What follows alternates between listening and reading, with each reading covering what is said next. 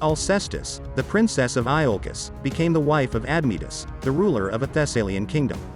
In a post-marriage sacrifice, Admetus forgot to sacrifice properly to the goddess Artemis, causing her rage. When Admetus went to his chambers, he found them filled with snakes, an omen of his approaching death. Apollo, who liked Admetus, convinced the three Fates to accept someone else's life in Admetus's stead. Though his mother and father did not wish to take Admetus's place in Hades, the young and beautiful Alcestis did. According to Apollodorus' library, in the end, Alcestis returned to life either with the help of Heracles, who freed her in response to the hospitality Admetus had offered him, or by the will of Persephone.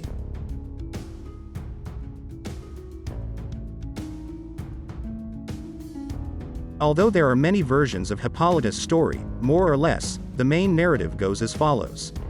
Hippolytus, the son of Theseus, worshipped Artemis and refused to honor Aphrodite. To punish him, Aphrodite cursed his stepmother, Phaedra, to fall in love with him.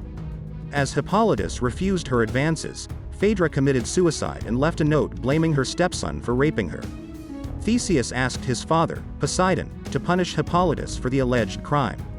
The god caused the horses of Hippolytus' chariot to go mad, overturning the chariot and dragging Hippolytus to death. According to Euripides' tragedy Hippolytus, Artemis ultimately revealed the truth to Theseus and ensured that Hippolytus' memory would never be forgotten. However, Pausanias relates that after his death, Hippolytus was transformed into the constellation of the charioteer Auriga, or was resurrected by Asclepius, the god of medicine, who was in his turn punished by Zeus for this act.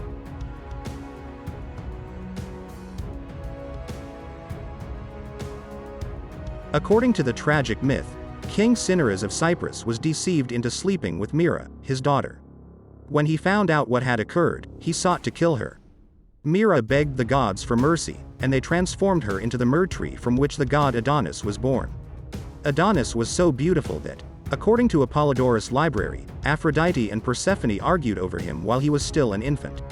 Finally, they agreed that Adonis would stay with Aphrodite for 2/3 of the year and for the remaining 1/3 with Persephone in the underworld.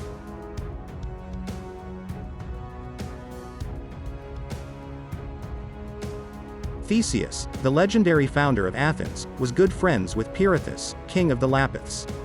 After losing their wives, the two men took an oath to help each other marry to daughters of Zeus.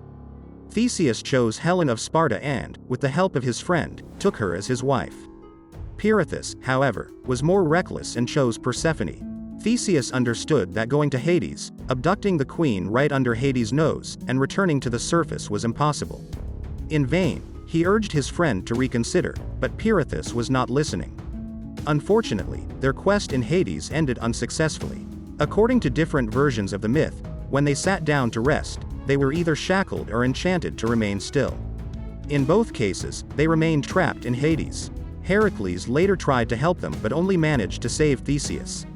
Pirithous' offense was apparently too grave to be allowed to return to the surface.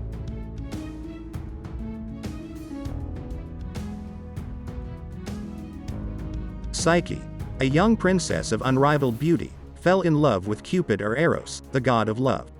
At some point in the story, Cupid was imprisoned by his mother, Venus Aphrodite. To release Cupid, the goddess requested 3 impossible tasks. The final task required the delivery of a box to Persephone. The queen of Hades would fill the box with some of her beauty, and Psyche would have to return it to Venus without peeking inside. To reach the underworld, Psyche traveled to Cape Tainaran near Sparta and followed a certain path while holding a barley cake soaked in honeyed wine in each hand and 2 coins in her mouth. A series of challenges occurred, all designed to make Psyche leave the cakes on the ground. A man with a donkey asked for help with some sticks that had fallen on the road. Charon, the ferryman, requested a coin, but Psyche ensured that he took it from her mouth with his own hands. Psyche also ignored the calls of a corpse who asked to be taken aboard the ferry and some women looming who requested her. Psyche offered 1 barley cake to Cerberus and entered the gates of Persephone's halls. The queen asked Psyche to sit, but she squatted and asked for common bread when offered food. After Persephone left part of her beauty in the box, Psyche offered the second cake to Cerberus, gave Charon the other coin, and left the underworld. In the daylight, however, she succumbed to the temptation and opened the box. Instead of beauty, she only found death like sleep inside. To her luck, Cupid escaped prison, used his arrows to lift the dark spell that caused her to fall asleep, and married her with the blessings of Zeus. Psyche was finally granted immortality and became the goddess of the soul,